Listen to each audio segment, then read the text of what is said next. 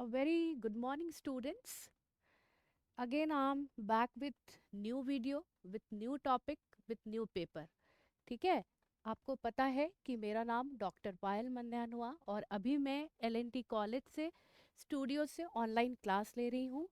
आज हम लोग डिस्कस करेंगे कि आपका सेमेस्टर 3 में एमजेसी पेपर है बिजनेस लॉ। आपको पता है कि आपके दो पेपर हैं, मेजर पेपर जो हैं वो आपके दो मेजर पेपर हैं, एक बिजनेस लॉ है और एक बिजनेस स्टैटिक्स है ना, जिसको हम बिजनेस मैथ्स एंड स्टैटिक्स के नाम से जानते हैं। तो आज मैं आपको कुछ बेसिक्स बताऊंगी, लॉ के बेसिक्स, कि लॉ होता क्या है। तो चलिए हम लोग स्टार्ट करते हैं क्लास।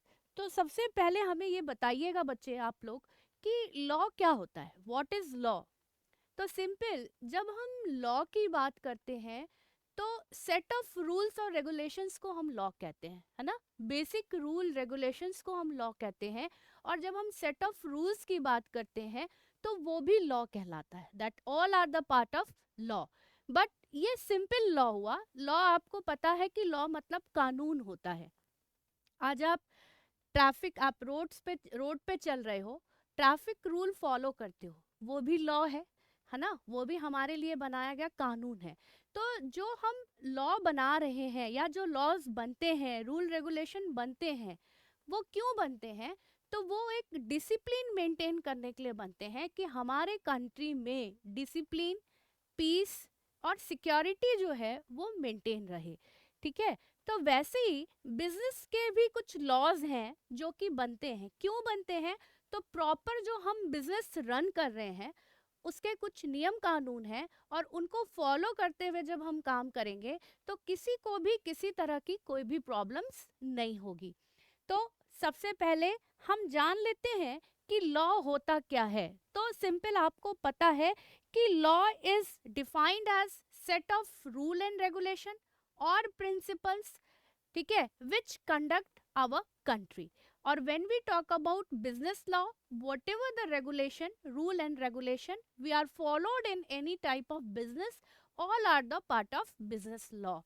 अब जैसे कि बिजनेस लॉ में आपने कुछ पढ़ा भी होगा तो आपको याद होगा सेल्स ऑफ गुड एक्ट के बारे में, सेल ऑफ गुड्स एक्ट के बारे में होगा।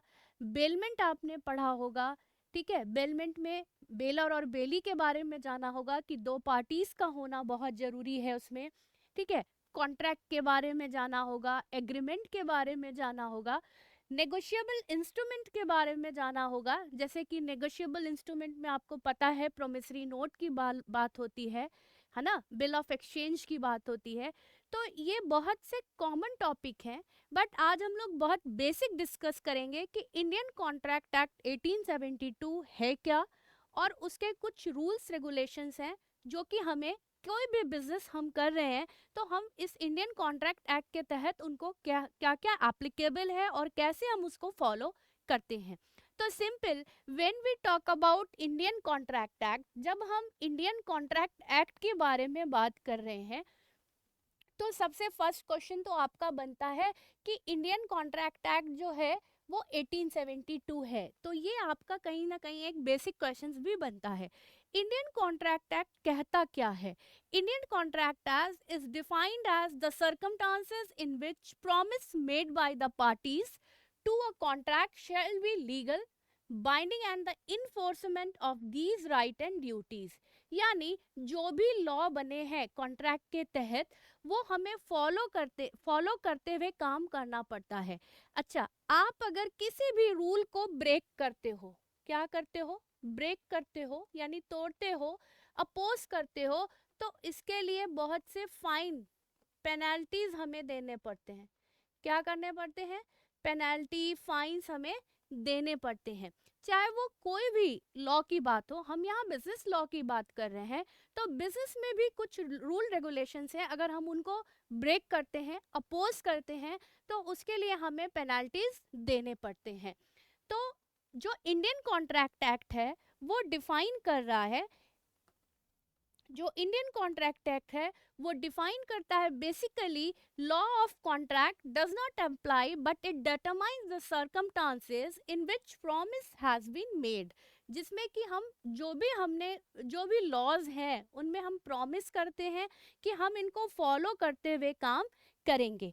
अब डिफरेंट राइटर्स ने डिफरेंट डेफिनेशंस दिए कि contract is a legally binding agreement made between the two or more persons। आपको ये पता है जब भी कॉन्ट्रैक्ट बनेगा वो और टू और मोर पर्सन्स के बीच में ही कॉन्ट्रैक्ट होगा, ठीक है। By which rights are acquired by one or more act or forbearance on the part of the other or others. अब आप सिंपल समझिए, दो लोग किसी भी चीज को लेके कॉन्ट्रैक्ट कर रहे हैं यानी एग्रीमेंट कर रहे हैं, ए और बी, तो दो पार्टीज का होना बहुत जरूरी है। वैसे ही हेल्सबर और पॉलक ने डिफाइन किया एवरी एग्रीमेंट एंड प्रोमिसेस और set of promises enforceable at law is known as contract. तो ये डेफिनेशन जो है बहुत क्लियर डेफिनेशन है, एवरी एग्रीमेंट एंड प्रोमिसेस, और हम यहाँ पर सेट ऑफ प्रोमिसेस की भी बात कर सकते हैं, enforceable at law is known as और इज कॉल्ड कॉन्ट्रैक्ट। सिंपल, ठीक है। अगर आप किसी के साथ भी किसी तरह का एग्रीमेंट कर रहे हो और दोनों पार्टीज की सहमति है, लाइक ए और बी, दोनों पार्टीज की सहमति है और दोनों जो है लॉ के तहत जुड़ रहे हैं किसी भी काम को लेके, that thing is known as contract. उसको हम कॉन्ट्रैक्ट के नाम से जानते हैं। अच्छा, इंडियन कॉन्ट्रैक्ट एक्ट जो है वो किसका पार्ट है? वो सेक्शन 2H का पार्ट है। ये याद रखिएगा, आपके ऑब्जेक्टिव क्वेश्चंस में भी बनते हैं। एक तो इंडियन कॉन्ट्रैक्ट एक्ट पूछता है कि आपका किस ईयर वो रजिस्टर्ड हुआ था और किस ईयर से लागू हुआ है, और उसके बाद इसका सेक्शन क्या है। तो according to 2H, an agreement enforceable by law is known as contract और इज कॉल्ड कॉन्ट्रैक्ट। तो सिंपल, कॉन्ट्रैक्ट होता क्या है ये आपको पता है, और पता अभी समझ में आ गया होगा। तो सिंपल, जब हम कॉन्ट्रैक्ट की बात कर रहे हैं तो इसके कुछ फीचर्स हैं, ठीक है, बेसिक फीचर्स हैं। What are the basic features of contract? There must be offer and acceptance. सबसे पहले ऑफर और एक्सेप्टेंस की बात हो रही है। किसकी बात हो रही है? ऑफर और एक्सेप्टेंस की बात हो रही है। जब भी हम किसी को किसी भी तरह का कोई ऑफर दे रहे हैं तो उसका एक्सेप्टेंस का होना भी बहुत ज़रूरी है। अगर एक्सेप्टेंस हो जाता है तो मतलब है कि they are finally ready to do a contract, मतलब वो तैयार है, रेडी है कॉन्ट्रैक्ट करने के लिए। ये चीज़ क्लियर होगा। और ध्यान से समझिएगा, अगर कोई डाउट होगा, कोई भी डाउट होगा तो आप पूछ सकते हैं, ये आपका मेजर पेपर है, ठीक है। उसके बाद जब हम बात करेंगे कंसीडरेशन की, तो कंसीडरेशन समझ में आता होगा कि दो पार्टीज की सहमति। जब एक पार्टी दूसरे पार्टी से सहमत हो गई कि हम लोग किसी भी तरह का कॉन्ट्रैक्ट करेंगे, तो हम कंसीडर किस बात को लेके करते हैं?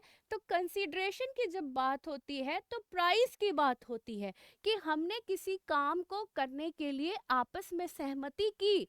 बट हो सकता है कि कोई काम हुआ 50,000 में, तो हमारी सहमति बनी थी दोनों की कि हम ये दोनों काम मिलके 50,000 में करेंगे, या कोई भी अमाउंट 1 लाख 2 लाख, कोई भी अमाउंट की बात हो रही है, कि मतलब हमारा कंसिडरेशन तब होता है जब हम फाइनली प्रिपेयर होते हैं। प्रिपेयर होते हैं मतलब I am ready to do with you, हम आपके साथ कोई भी काम करने के लिए तैयार हैं।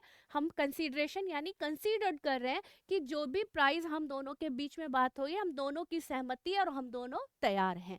तो क्लियर है कि कंसिडरेशन मतलब क्या होता है, यहाँ सहमति की बात हो रही है। थर्ड पॉइंट है द कैपेसिटी टू कॉन्ट्रैक्ट।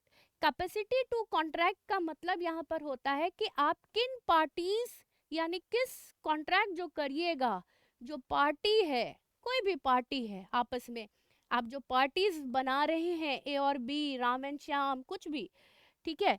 तो जो पार्टी आप जिसके साथ भी कॉन्ट्रैक्ट करिएगा, सबसे पहले तो वो साउंड माइंड होना चाहिए, ठीक है। अंडर द इन्फ्लुएंस यानी किसी के दबाव में वो काम ना करे, और किसी भी तरह का इनकरेटेड नहीं होना चाहिए। सिंपल यहाँ कहने का मतलब है कि आप किसी के साथ भी जब कॉन्ट्रैक्ट कर रहे हैं तो वो दिमाग से ठीक होना चाहिए, साउंड माइंड होना चाहिए। मतलब जो भी वो डिसीजंस ले रहा है बहुत अच्छे से क्लियर ले रहा है कि हाँ हमें करना है करना है, नहीं करना है नहीं करना है।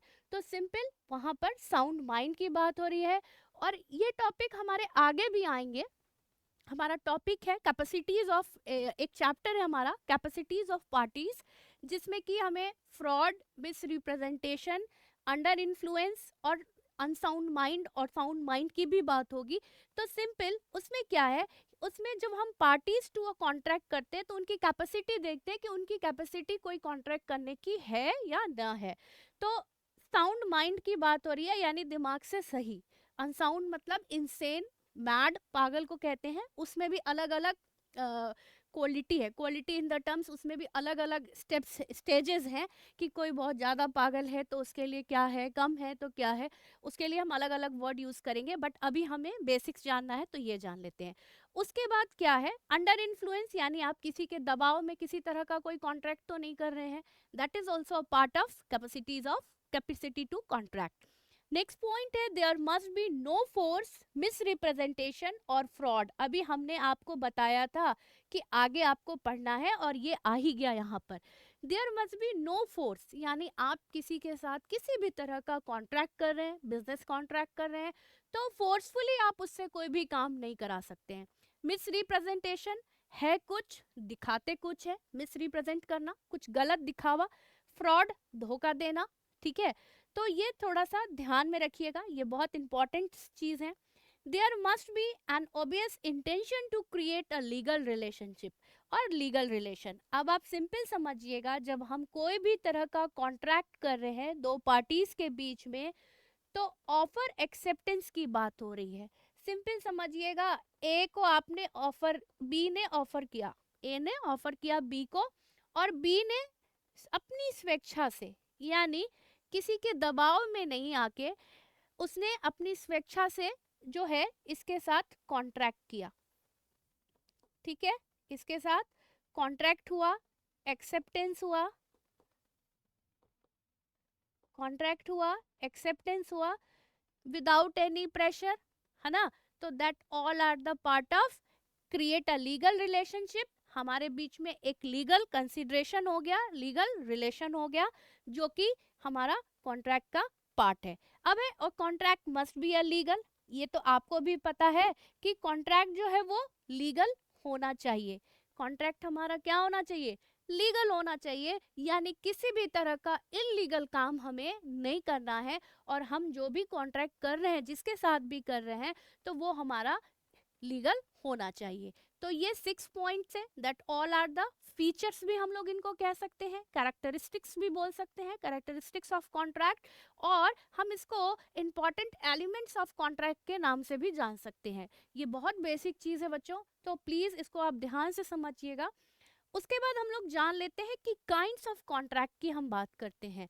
तो सिंपल, आपको इतना डिटेल में नहीं जाना है कि काइंड्स ऑफ कॉन्ट्रैक्ट में हम ये जानेंगे कि हमें जो मेनली पढ़ना है on the basis of formation, mode और क्रिएशन, जिसमें कि हमारा क्या है, इम्प्रेस है, इम्प्लॉयड है और कोसी कॉन्ट्रैक्ट है। और उसके बाद on the basis of validity और इन्फोर्सिबिलिटी में हमारा valid, void, void agreement, voidable, enforceable और इलीगल कॉन्ट्रैक्ट। ये हमारा जो है बहुत इंपॉर्टेंट टॉपिक है। Valid contract, void contracts, void agreement, voidable, enforceable और इलीगल। तो ये हम लोग बाद में नेक्स्ट क्लास में डिस्कस करेंगे। आज हम लोग बेसिक जान लिए कि हमारा कि कॉन्ट्रैक्ट होता क्या है, इसके फीचर्स क्या हैं, और आज बिजनेस के अंदर हम जो भी रूल रेगुलेशंस फॉलो करते हैं, that all are the part of business law, mercantile law and commercial law. पहले ये जाना जाता था, जो अभी नया पेपर आ गया बिजनेस लॉ, वो पहले मर्केंटाइल लॉ और कमर्शियल लॉ के नाम से जाना जाता था। तो आज हम लोग इतना ही करेंगे, उसके बाद हम लोग नेक्स्ट क्लास में और भी डिस्कस करेंगे। तब तक के लिए thank you and have a nice day.